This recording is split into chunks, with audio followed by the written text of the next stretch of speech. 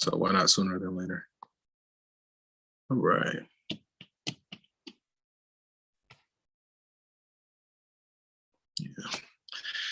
Yeah. All right. Let's see. I'm just trying to let everything load and get to our. Man, I have my morning Barry White voice going a little bit. It's not all the way in full effect, but you know, let me get these gentlemen or scholars.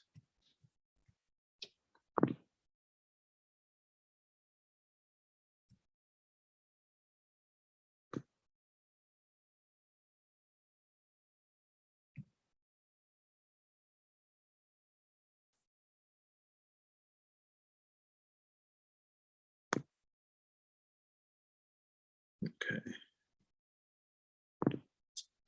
All right. And let me share my screen. Over here. We'll start here. All right. And let's do like this. All right. So welcome, scholars. No real announcements. It's business as usual. All right. So welcome. This is the end of week 5, right? So it's a Wednesday. So usually what I like to do on Wednesdays is go through as many homework questions as I can. As usual, you know, this is a remote asynchronous. So if you're in the Zoom call right now, that means you've got your attendance credit. You're not obligated to stay. If you need to leave, you know, just dip out. It's okay. This is remote asynchronous. I have so far been successful in live streaming to YouTube. It seems like it's been okay. Also, as a reminder, so anything that you see me writing on the screen, from the past all the way up until now and all the way until the end, I've loaded it. I've made a copy of the PDF of all of my writings available on our Blackboard page. Let's do a quick tour just to see how to access that. Let's see. Let me go here. Let me see if I can get in. No trouble.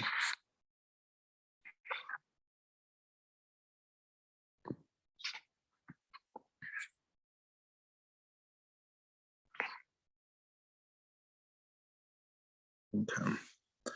So, like for instance, say you wanted to access anything that just basically all the stuff that you see me writing on the screen. If I open up Blackboard, and if I go to our Blackboard page, which is this for you guys, come on. Open up our main folder. And then if you go to, it's the folder that says box link. So in this case, it's folder number 3. If you click on that link there, it's going to open up box. So you might need to install the app or download it. You can, you know, and it's basically, it's a part of Morehouse. You know, they linked it there. But when you click on that link, it should bring you here. And then if you go to item number 1 that says notes, if you click there, and then so this is where you should be able to access your student version. Like these are the preloaded notes for the entire semester, where, you know, right now we're in chapter 1, right? So you can pull up the notes. It's a blank version of the notes where it's basically definitions, theorems, corollaries, and it's all the examples, but there's no supporting work for the examples. And then each time we meet, so if I go back to this updated one, number 1, updated daily, if I open up that one,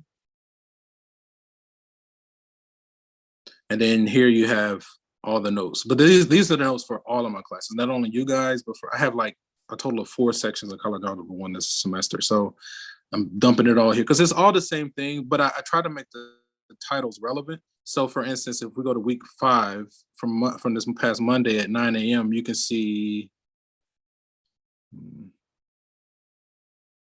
maybe I loaded yours twice, but yeah, but at least one of those should be good, right? So there might be a duplicate of the same thing, but you know, you can pull up the notes from this past Monday.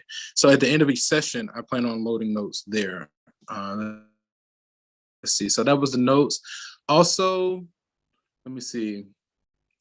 Be sure. So not only, hopefully everybody is making their way through our assignments. You know, we've officially had exam 1 that's come and gone. Everything is still available, but you know, this stuff will pile up fast. And so hopefully, you know, you guys are doing what you need to do to gain access, full access, and, you know, you're clicking. If you haven't gained full access and you're just waiting, at a minimum, you at least want to be practicing on some level. so that way, once you do gain access, you can kind of just be moving with some speed, because this stuff is very extremely time sensitive. Yeah. So hopefully we want to keep that people in that boat to a minimum as best we can. In the past, Morehouse had this program called Include Ed program, where this kind of stuff was included in your tuition. I'm like, yes, that's a perfect move. Why they stopped that? It's probably some business reason, but it's bad business in my opinion. If it were up to me, I'm like, that needs to stay. We need to keep that, because before the Include Ed program, we had this kind of thing going on where, students were being left high and dry. And I mean, some students found some creative ways to get around it, but that is not, the way they did it is not recommended. So, but that's just being nostalgic. There's, we have to do what we can, what we have, at the moment. Let me see what else. So, hopefully, we're making our way through our homework assignments. We're preparing for exam 2. Exam 2 is basically going to be over the second half of chapter 1. So it's going to be like 1-4, 1-5, and 1-6. Right now, this week we're working on 1-5. But also, hopefully everyone is also making their way through the lab with Dr. Lamar, right? So it's facilitated by my colleague, Dr. Lamar. You basically had to contact her on our Blackboard page. I guess since we have it open, let's go ahead and hop back over there. So on our main Blackboard page, let me see. The landing page is here, right? On the left-hand panel, there's a link that says Online Alex Lab, right? So if we click there, and then you can find Dr. Lamar's contact information in here. You reach out to her, and then follow her instructions. I want to say for the midterm and at the final, she's going to give me a grade for each student. I'm going to take those grades, scale it to 10% of your overall grade, and that's going to count as your lab portion. So, whatever she says is what you need to be doing. You basically just need to follow her instructions. So hopefully, and I'm just trying to remind people, because sometimes it takes a little bit to get us going. But yeah, hopefully you all have, most people have connected with her and following her instructions, and you've been able to make your way through the homework. As usual, if you have questions, feel free to unmute yourself to get my attention, or type in the chat.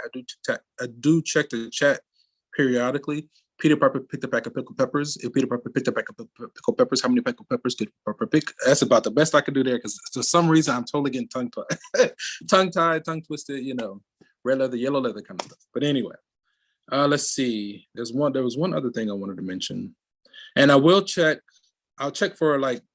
attendance again in right at about 5 minutes. So if there aren't specific requests, then what I do is I'll try to make my way through as many homework questions as I can. So I'm just going to go ahead and hop into some of the homework. All right. So we are here. So this comes from section 1.4. So with the homework, you see the question ID, it tells you where in the text it's coming from. With this Pearson software, we have a digital copy of the textbook, right? So it comes with the e-text. So, it's a digital copy of the book. So this one, let's see, the question says, write a linear function f that has indicated values and sketch the graph. Let's see, I feel like this one, let's go ahead and write it out. I was going to attempt it without writing it, but I feel like it's probably a little bit better for us to write it. Let me try zooming in one more. I just don't like the way that looks. So we're going to go with this. And so, as we kind of make our way through the assignments, I would encourage you, basically, it'd be as neat and organized as possible. So you want to have a copy of the original question. Hang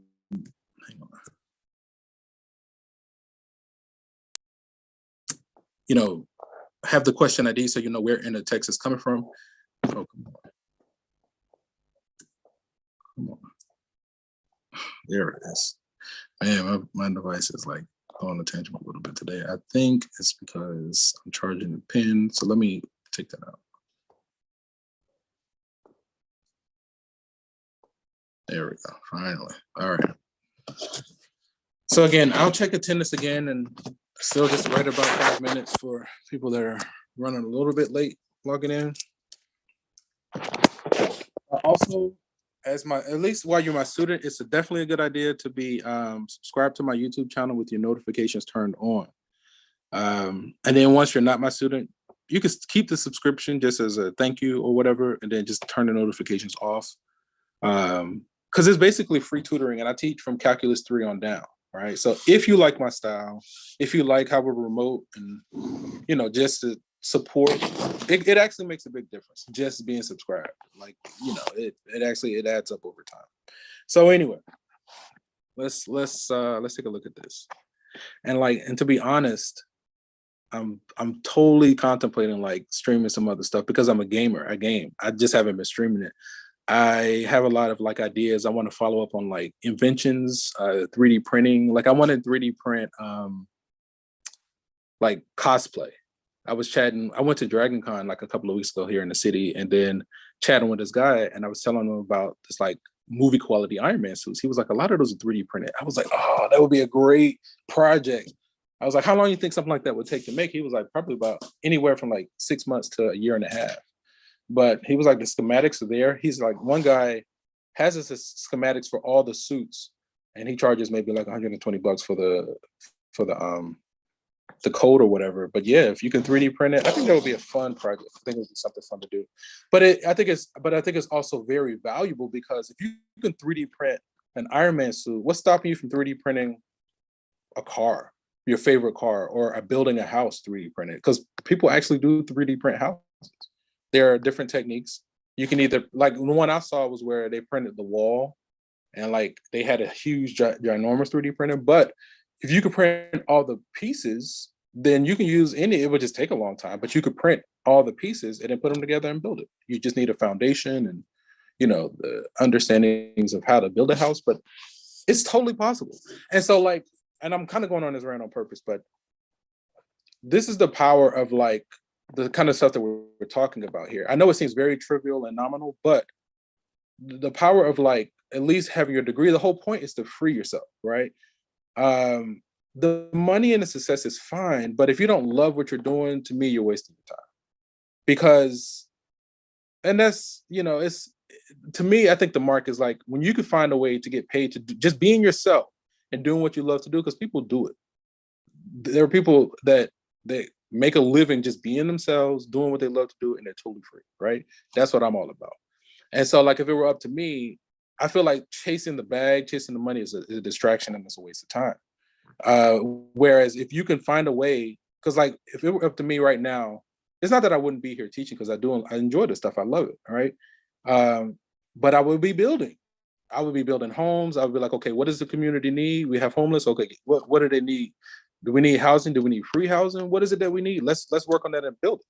You see what I'm saying? Instead of wasting my time driving like Uber and Lyft, trying to make money. Like that's a waste of time. That's time that I could be using to actually solve some problems in the community. So that's why I never really believed in chasing money, because I feel like when you're really aligned with your purpose and doing what you're supposed to be doing, all of that stuff flows, right? And I feel like chasing the money is a huge distraction. Getting caught up in social media. If you're not using social media for construction and like progressing yourself, it's a huge distraction. And think about it. If I were a person in power and I had power over others, and I wanted to maintain my power over others, to me, it's much easier to control others when they're confused, dumb, uneducated, distracted, chasing money. It's like I saw this documentary in the night that said like something along the lines of the poor and the middle class spend their money on consumers stuff like food. They spend all their money on consumer items, where the wealthy, we spend our money. You saw that little shift. We spend our money on assets, things that are going to make us more money. All right.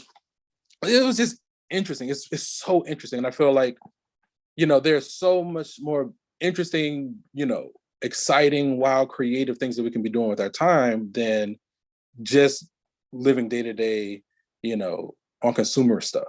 Another thing I saw in the night was this guy was showing clean energy, where he was basically, it was a stream of water, and he showed 3 gadgets where he was able to generate electricity off of like a small area that was maybe, I don't know, 5 feet by 3 feet. It was like a little strip of water he had access to in a little creek that had moving water. It was phenomenal. I was like, I so want to try to build that. And I got a little creek right now I can access. I mean, I'm surrounded by this stuff, but a lot of us don't take the time. We don't have the time because we're too busy being distracted. And that's what people in power want. They want you distracted, because if you actually take the time to sit and be with your thoughts, like Kanye was saying, to unlock your own vault, then that's what they don't want. They don't want you to go within. They don't want you to meditate. They don't want you to have a time. They don't want you to have time to sit and think with your thoughts, because if you sit and think with your thoughts, you're going to unlock yourself and you're going to free yourself. And then it's a lot harder to control somebody that loves themselves, is operates from a center of love, than somebody that's operating from survival. When somebody's in survival mode and they're afraid, they're like, hey, you go work for me and make me money, or else I'm going to starve you out. Oh, I don't want to be afraid, so let me go do this. No, that's bullshit. When you operate from love, you're like, go do it. I don't care. Like, I'm going to go do this. I'm going to defend myself. I'm going to take care of myself. I'm going to take care of my loved ones. I'm not going to charge them anything, because I know we need this. It's important, right? That's what they don't want you to do. Getting off the soapbox is the 15-minute mark. Let me go ahead and check, because I had to do it. It's recorded. I was like, yeah, let me get this out. Let me, because that's way more important than, that's like what's down the line of what we're talking about. What we're talking about now, I know it seems like it doesn't matter. I get it. That's why I kind of be lax with you guys a little bit. But where we are is like the precursor to where this is where we're trying to go as a collective. At least that's how I feel. Let me just pause for a moment to kind of check Zoom, see if we have any stragglers. And I love that this is recorded, so that way, because this happens periodically, and it's like, okay, I know in the past I used to be like, damn, I wish I was recording, but now I am. So I'm like, cool, it works for me. Let me stop sharing my screen for a hot second. Because I know I have a fairly decent sense of how to navigate that realm and know how to be PC and know what I can and can't say. And I can back the stuff I'm saying with science. So it's just, I can find articles, and it's nothing. I can do the stuff and show a lot of the stuff. I can prove it. So that's why I'm confident in like what I'm saying. It's not like I'm saying things that are outlandish and just off the cuff. Just trying to get these students. But this is why you guys cross my path, whether you're aware of it or not. And I constantly have to remind myself, I was like, okay, don't give up. You don't know. Oh, let me get a student. Oh, no. No, we lost one. But he got his credit already. Right here. We got some interesting names, bro. There's a day, Mr. Smith. I'm like, what? Like, to me, I'm like, what if that's really him?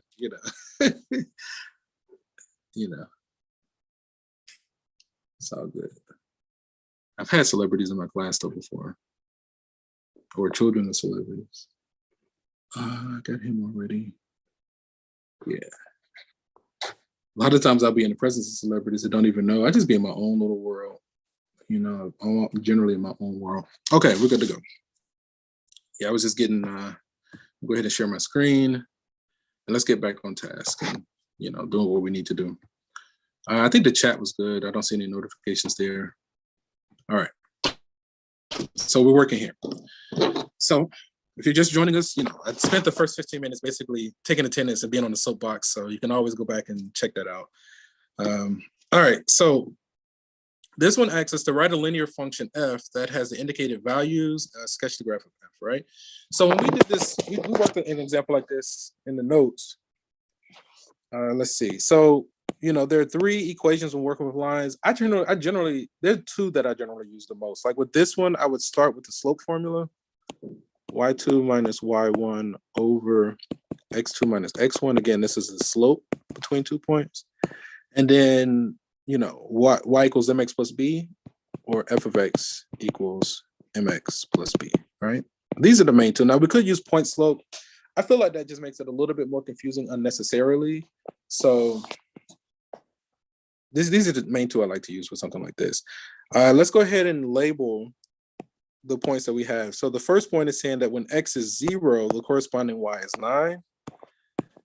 And like those inventions that I was talking about, when you're building and constructing, that's where this stuff comes to life.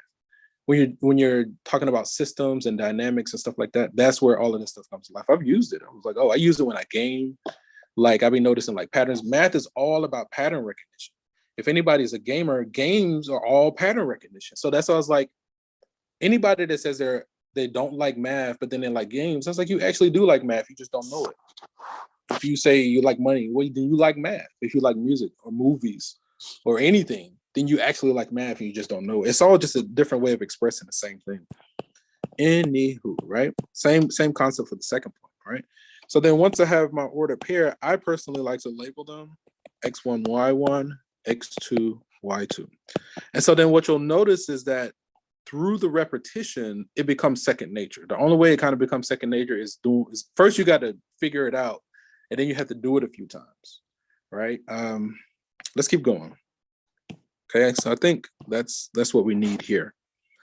So let's go ahead and find our slope between these 2 points. All right, so our y2 is 0 minus our y1, which is 9, over our x2, which is -9, minus x1, which is 0. So it looks like we get -9 over -9, which is a positive 1. All right, so our slope is 1. Okay, let's highlight it. That's our slope. So then I think let's go ahead and take this slope and our favorite point. I'm going to choose the first one because it doesn't have negatives, and plug it into our y equals mx plus b. So our slope is 1. X we're solving for. Sorry. We're choosing, if I choose in that first one, x is 0. Solving for b, and I think this was actually given to us, all right? Our y is 9, so then we get that b equals 9, all right? So that one, we didn't even really have to do all that, but it's okay. So they gave us our y-intercept, and we have our slope. So then if we put these together, our f of x equals 1x plus 9, okay? So this is our claim for the linear function. Let me fix that, come on. Style, fill is none. Stroke is this one, okay. Man, my thing is lagging. Copy. I'm not really sure how to, I might have to like reboot it to try to get it to behave a little bit better. And then we just want to check to make sure that these work. So for instance, when x is 0, notice when you plug in 0, the corresponding y is 9. When x is -9, the corresponding y is 0, right? So those, they both check out. So then we're just going to put f of x plus 9. So let's hop back to Pearson.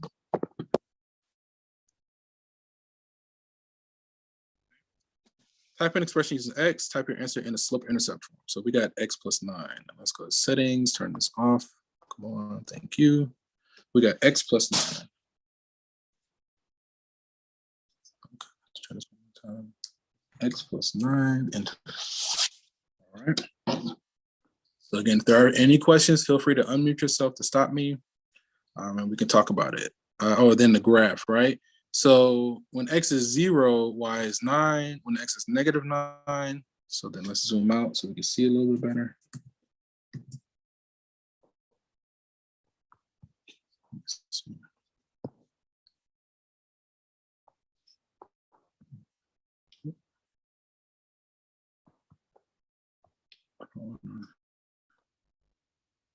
Uh-oh. I believe it didn't lose it. Okay, I think we're still on the same one. Okay, cool. So then I think the only one that matches is B. All right, when x was 0, y was 9. When x was -9, we plot those 2 points, connect them with straight edge, we get this. Okay. Let me check the zoom, some spidey senses in. Check. Okay, check in. So let's see. Yeah. Yeah, as long as you're in the Zoom, because again, basically, I take attendance as I let you guys into the Zoom. So, you know, you don't have to like, because I'm looking for, you know, if you've gotten in, that means you've already got your attendance credit. So, because I take attendance as I let you guys in. That's what eats up a lot of time, but it's okay. Okay, let's go on to the next one. Next question. Come on. All right, write a linear function, sketch the graph. So this one's similar. Okay, so I'll just take it. And basically we're doing the same thing with the, now it should go a little bit faster this time. Because, you know, we can, it's the same structure as the previous example, just a different set of numbers. We just need to update the numbers. Okay, cool. Cool. And this. Awesome. Boom. All right. All right. So this is kind of a repeat. One of my professors would say every time you use a formula, write it down. So, and the constant repetition is what ingrains it in your memory. So then the slope formula, y2 minus y1 over x2 minus x1, slope. And then, again, I've been getting away with just y equals mx plus b. You could use point slope, but I feel like that's extra for no reason. And then let's identify the ordered pairs that we're given. So when x is -1, the corresponding y is 2. When x is 3, the corresponding y is 10. So notice in this one, they did not give us the y-intercept. But we can still do the same structure. Everything so far is the exact same: x1, y1, x2, y2. And then we can do the same thing, just update the numbers. Okay, all right. So let's start off by finding the slope between these two guys.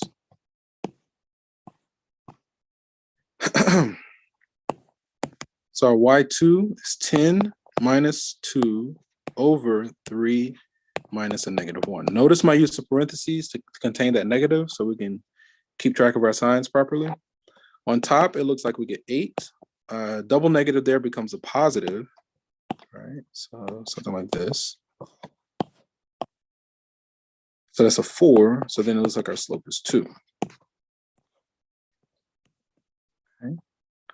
So then we can take this slope and take one of the points. I'm going to plug it into my y equals mx plus b.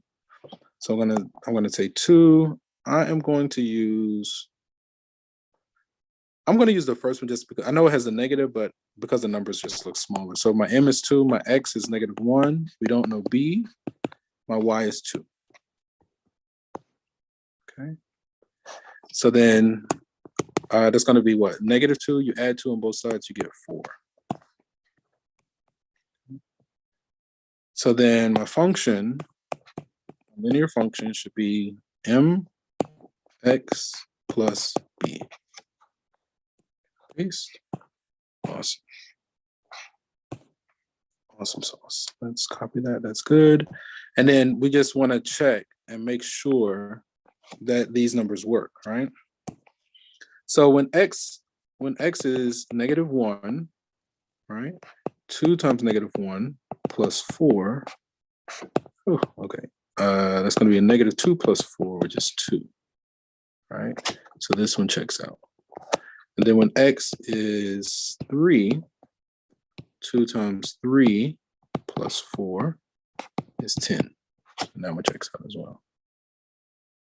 Okay. All right. We got 2x plus 4.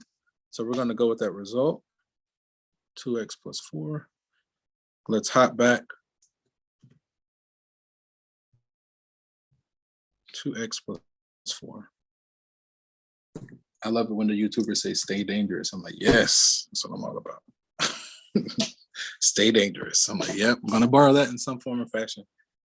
All right. So when x is -1, y is 2. When x is 3, is 10. More of a positive slope. What was the y-intercept?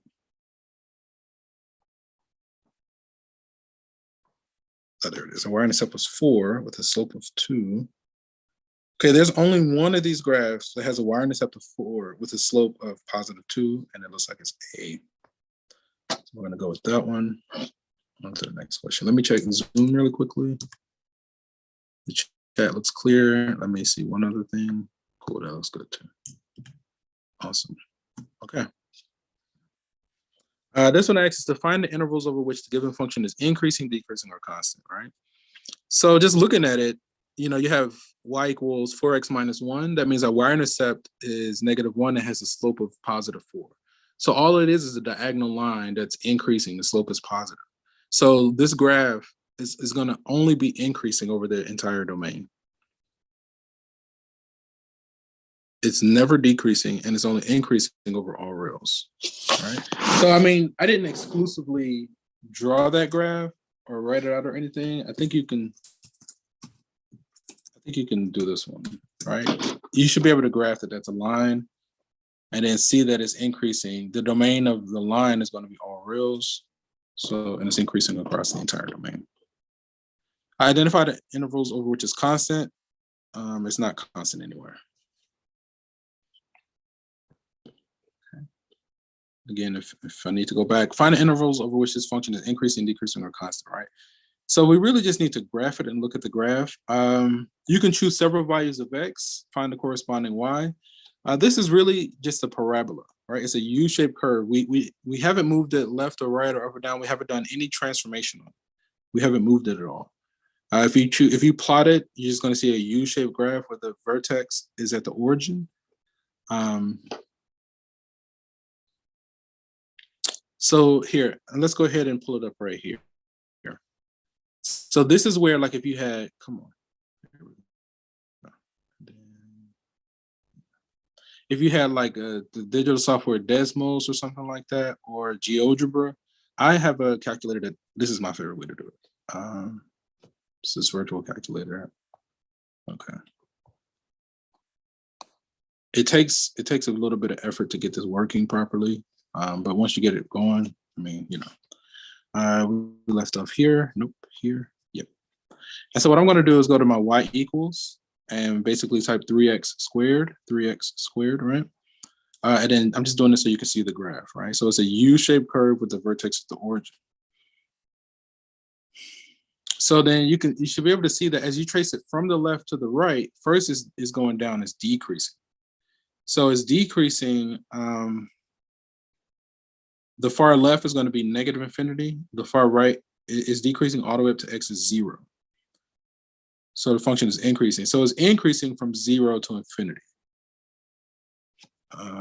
So that's the first one. Let's get rid of this.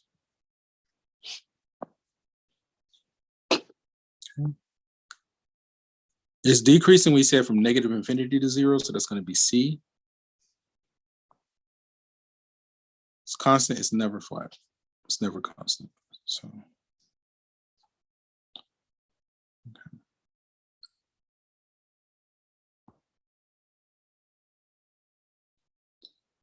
The table is a complete representation of f. Decide if f is even, odd, or neither. Okay, so when we defined even, odd, or neither, we said that even means when we evaluate f of negative x, we finish with f of x, the original. Odd means when we evaluate f of negative x, we finish with negative of the original, which is negative times f of x, all right? In this presentation, or in this context, let's zoom in a little bit. Are you sharing your screen? Because I can't see anything. Okay, sorry about that. I don't know when it cut out, but we'll just, let me see something. Let me get this student real quick. Thank you for that update. Yeah. Let me get him, share my screen. Okay, hop back. All right. Okay. All right, so this one, so in this context, for even, odd, or neither,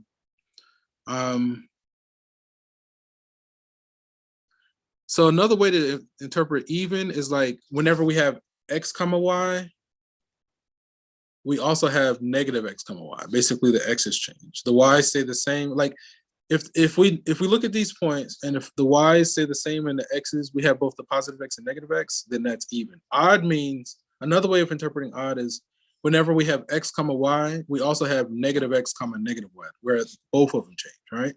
So if we look at these, we have negative 100, negative 35. We also have positive 100 and positive 35. So notice that both the x and the y change. So then if you kind of keep comparing the points on the left and the right, both of them are changing. So that's an indication that this is odd. If we were to plot these points, they would be symmetric about the origin, which means that given one point in one quadrant, you're going to have a point that's equidistant in the opposite quadrant. You know, if you pass through the origin or whatever, they're going to be, it's the symmetry around the origin. Okay, so it should be odd. We're going to go with that. And, you know, let's try another one. See what else we got. Okay, even, odd, or neither. So we got the negative 100 and the 1. And it looks like they both changed again. Let me see if we keep checking. It looks like they both changed. So this one should also be odd. Okay. All right, determine algebraically whether the given function is even, odd, or neither. Okay, let's take some notes on this one. This is good.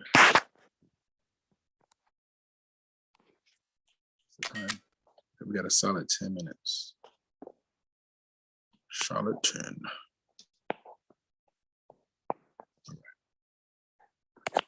I'm gonna have it here.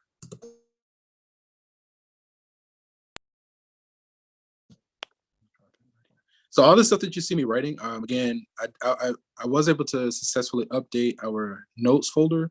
So I went on and loaded the notes from the past, and you'll get a copy of this before we end our session. Like right towards the end, I'll just load it and dump it in that same folder. If I can ever get, if there we go, this image to work. Okay. All right. So now, so pictorially, even means y-axis symmetry. We could fold it over the y-axis. Odd means origin symmetry, which means like if you cut it in half along the x-axis, put your thumb on the origin, the top half rotates and matches with the bottom half if you rotate it 180 degrees. That's even and odd. So even means y-axis symmetry, odd means origin symmetry. In this context, we're going to apply the definitions, where even means when we evaluate f of negative x, we finish with the original. Odd means when we evaluate f of negative x, we finish with negative times the original. Right? Let me write that out. So we're going to apply the definitions. When we say even, come on. What we mean by function being even is when we say f of negative x, we get back to the original. The definition of odd means when we evaluate f of negative x, we finish with negative times the original, right? So we're trying to see, can we show one of these two cases for it to be even or odd? Okay. So we want to basically replace all the x's with negative x. So first thing I'm going to do is replace each x with a blank set of parentheses. So I have my g of x equals 2 times x squared plus 7. And then into the blank parentheses, we're going to put negative x. Right? So now when we go to simplify, if we have negative x squared, we have an even number of negatives. Negative times negative is going to be positive, right? So that's going to finish with 2x squared plus 7. Is this the original? 2x squared plus 7, 2x squared plus 7. Yeah. So we were able to finish with the original. That means that this one is even. If we were to look at this graph, it should be symmetric about the y-axis. Okay. So that was applying the definition of what we mean by a function being even. Sir, so we got even for that.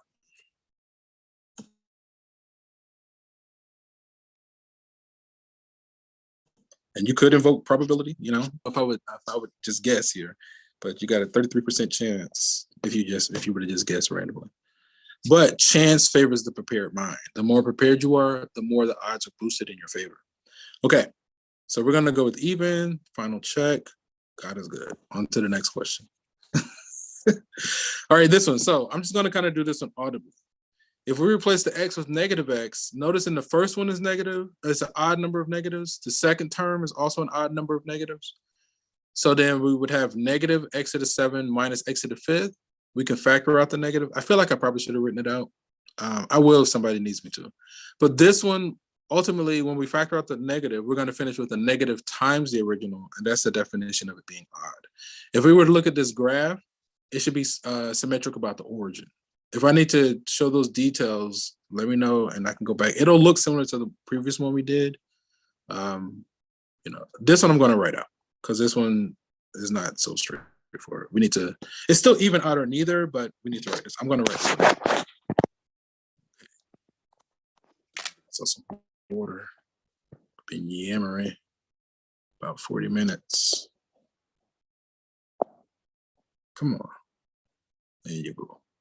This one. Okay, let's take this.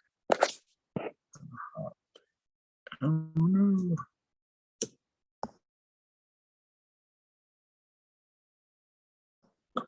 Ooh,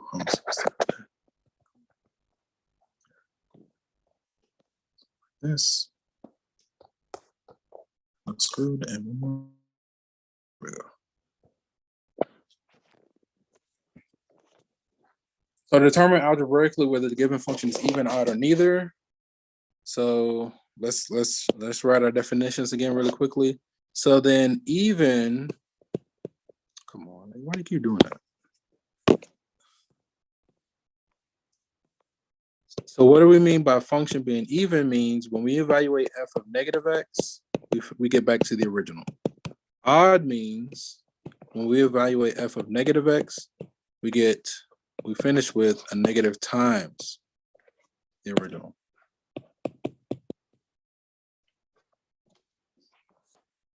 Okay.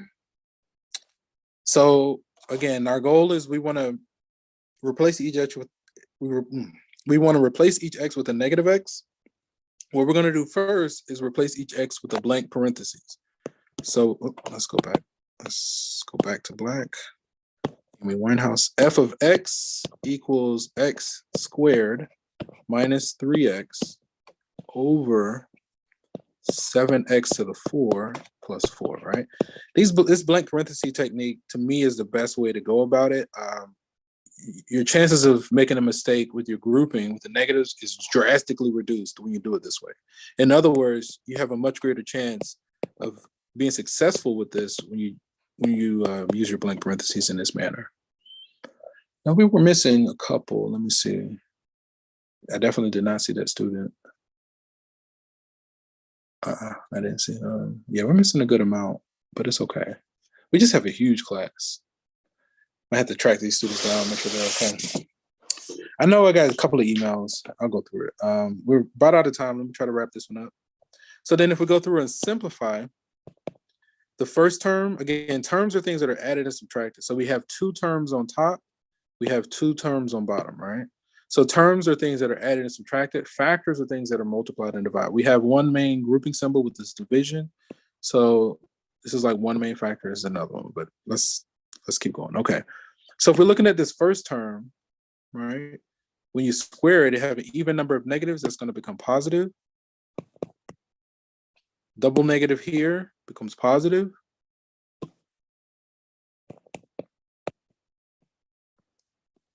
Look at this term.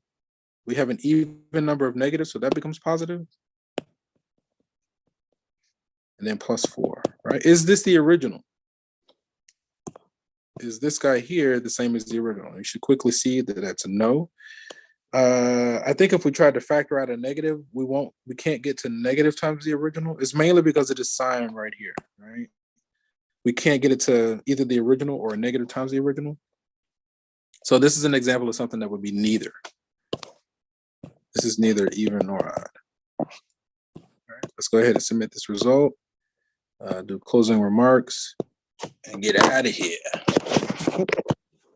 So we got neither for this one. Let me do this real quick. Ooh.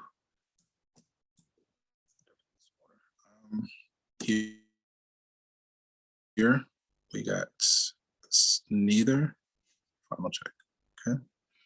All right. So I have that it is that time. You know, as usual, you all are there any questions? Do you guys have any questions that you wanted to ask me or anything? Thank you.